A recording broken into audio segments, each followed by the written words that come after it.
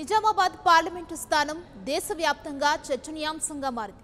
గతంలో Nalgonda fluoride water విషయంలో వేసిన నామినేషన్ల వ్యవహారం మాదిరిగానే నిజామాబాద్ పార్లమెంటు స్థానంలో రైతులు వందల సంఖ్యలో నామినేషన్లు దాఖలు చేశారు.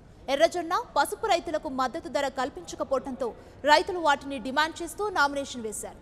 నిజామాబాద్లో జాతీయ, ప్రాంతీయ పార్టీలతో పాటు ఎర్రజొన్న, పసుపు, చెరుకు రైతులు కలిసి 242 నామినేషన్లు వేశారు. ఇందులో 200కు పైగా రైతులే నామినేషన్లు వేయటం చర్చనీయాంశంగా మారింది.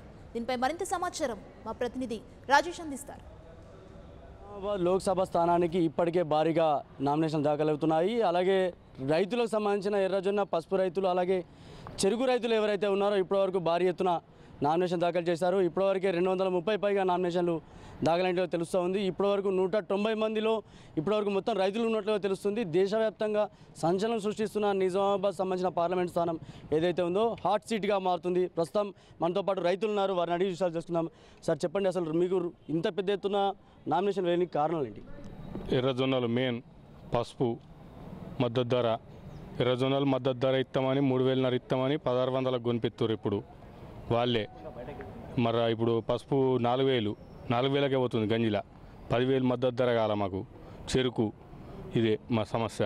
అందుకోసం ఈ నామినేషన్ చేసుడు కారణం ఈ 3 పంటలకు మద్దతు ధర ఇవ్వాలని కోరుతున్నాం.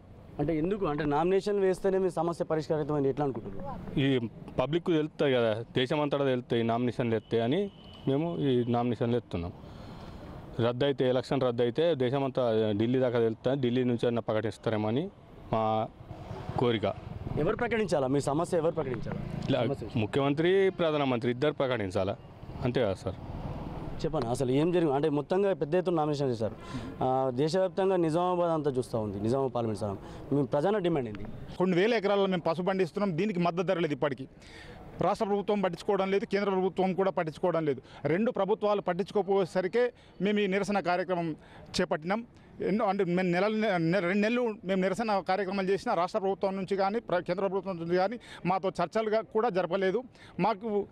మాకు కనీసం మాతో మాట్లాడి మేము చేస్తామని కూడా వాళ్ళు చెప్పలేదు. అందుకోసమే మేము ఈ నిర్ణయం తీసుకున్నాం. అంతేకాకుండా చెరుకు ఫ్యాక్టరీ ఇప్పుడు మా నిజామాబాద్ జిల్లాలో పార్లమెంటు పరిధిలో ఉండి కవిత మేడం ఇవాళ ముఖ్యమంత్రి బిడ్డ, మరి ఆమెను ఎలక్షన్ల ముందు ఖచ్చితంగా ఈ ఫ్యాక్టరీని మేము నడిసే ఫ్యాక్టరీని స్వాధీనం చేసుకొని, జాయింట్ వెంచర్ నడుస్తున్న ఫ్యాక్టరీని స్వాధీనం చేసుకొని 100 రోజుల్లో నడుపుతాం, రైతులకు లాభసాటి దారిస్తాం, కార్మికులకు ఉద్యోగ భద్రత కల్పిస్తామన్నారు.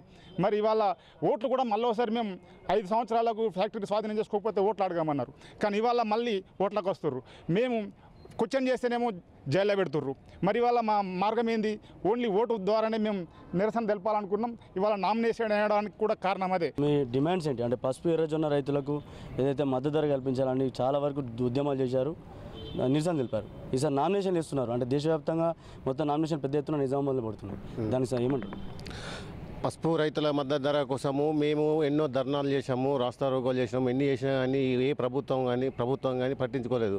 స్వయాన ముఖ్యమంత్రి బిడ్డ కవిత గారు పార్లమెంటు నియోజకవర్గంలో ఉండి షుగర్ ఫ్యాక్టరీ మూయించేసింది. 100 రోజులలో షుగర్ ఫ్యాక్టరీ తెరిపిస్తామని చెప్పింది. ఫ్యాక్టరీ తెరిపించలేదు. పసుపు బోర్డు ఏర్పాటు చేస్తామని చెప్పింది. పసుపు బోర్డు ఏర్పాటు చేయలేదు. శ్రీరామ్ సాగర్ ప్రాజెక్టు నుంచి కూడా వాటర్ కూడా ఇక్కడున్న రైతులకు ఇవ్వకుండా 35 TMCల నీళ్ళు బయటకు తీసుకుపోయినది ఉన్నది కవిత.